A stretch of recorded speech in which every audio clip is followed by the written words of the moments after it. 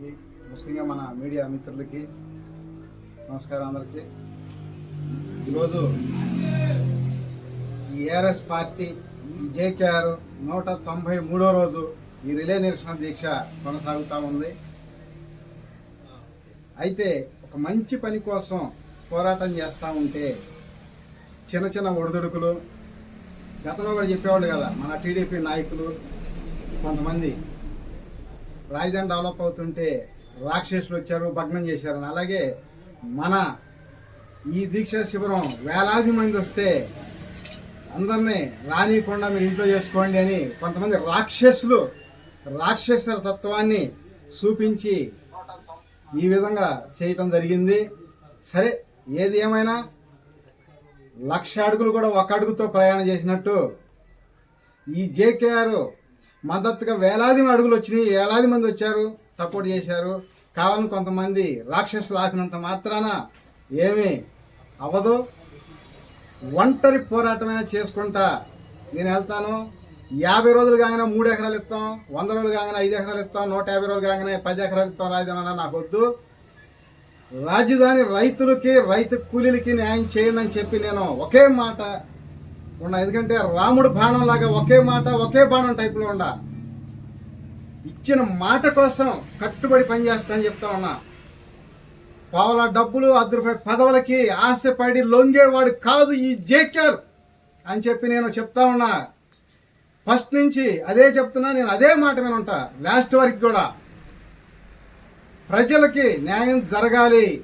2 కుటుంబాలు ఈ రాష్ట్రాన్ని, ప్రజల్ని భయభ్రాంతులు గురి చేసుకుంటా, రాత్రులు మాట్లాడుకుంటా, పగల ప్రజల ముందు నటిస్తా రాజకీయాలు చేస్తూ ఉన్నారు. వీళ్ళకి కొంతమంది కూడా ఒత్తాసలు పలికేవాళ్ళు కూడా ఉన్నారు. కానీ ఎప్పుడైనా ప్రజలకి మంచి జరిగితే మనం ఒత్తాస పలకాలి, మద్దతు తెలపాలి. ఏదైనా ఈ ప్రజలకి అన్యాయం జరిగేటప్పుడు మనందరం కూడా కలిసి కట్టుగా నిలబడి పోరాటం చేసుకోవాలి.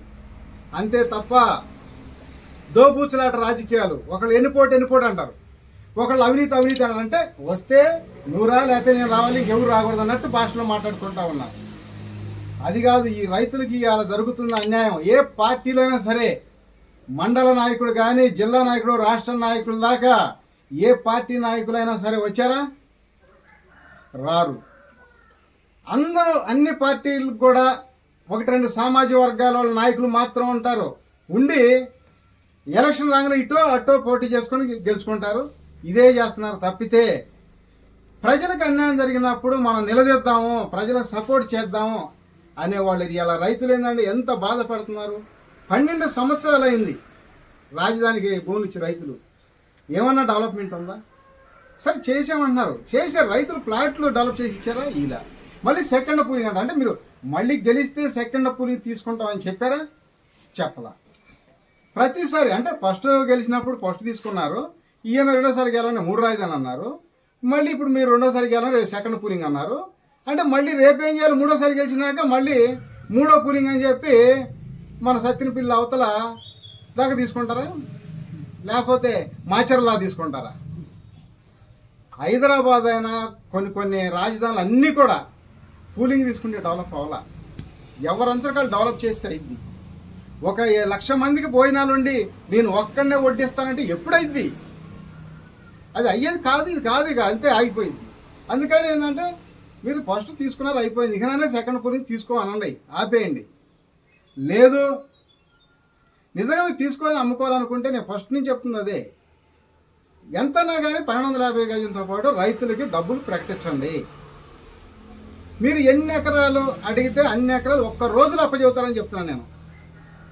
లేదంటే ఇప్పటికీ 8 నెలలు మీరు ఏప్రిల్ 14 నుంచి స్టార్ట్ చేసి మన 2025 ఏప్రిల్ 14 నుంచి పూలింగ్ అన్నారు. ఇప్పుడు 8 నెలలు దాటిపోయినా కూడా అవ్వదు.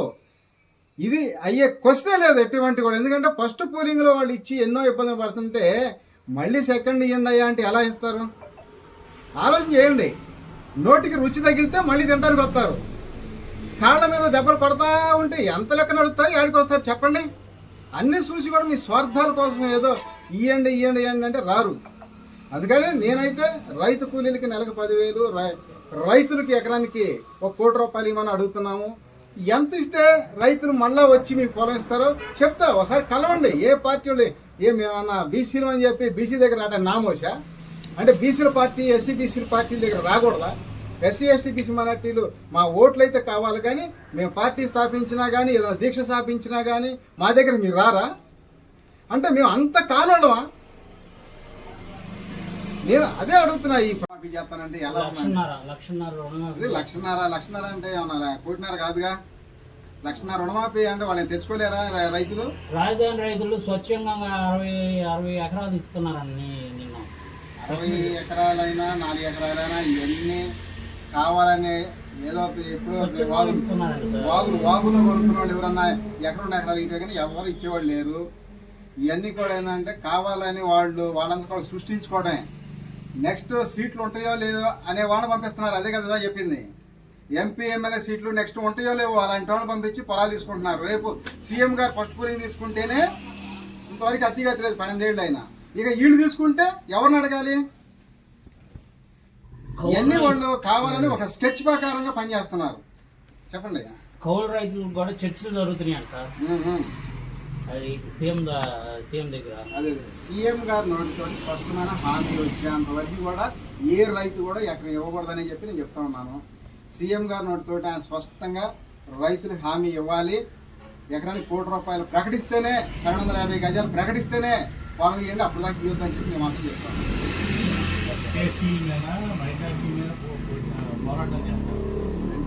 SC/ST మీద వచ్చి రెండు సంవత్సరాలు దగ్గర 310 మందిని జైల్లో పెట్టారు.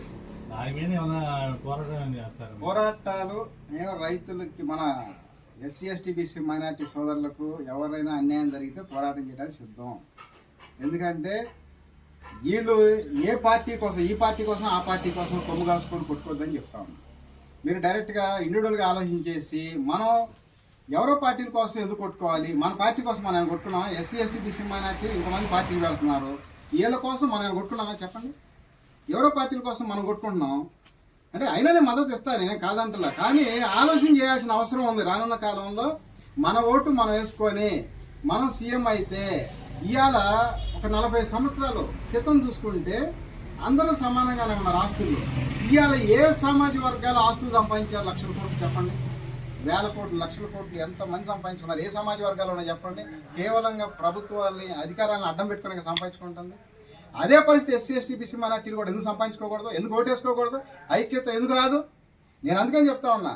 ఎస్సీ ఎస్టీ బీసీ మైనార్టీలు రిజర్వేషన్ తోటి గెలిచిన ఎంపీలు, మాజీ ఎమ్మెల్యేలు, మాజీ మినిస్టర్లు ఉన్నారు.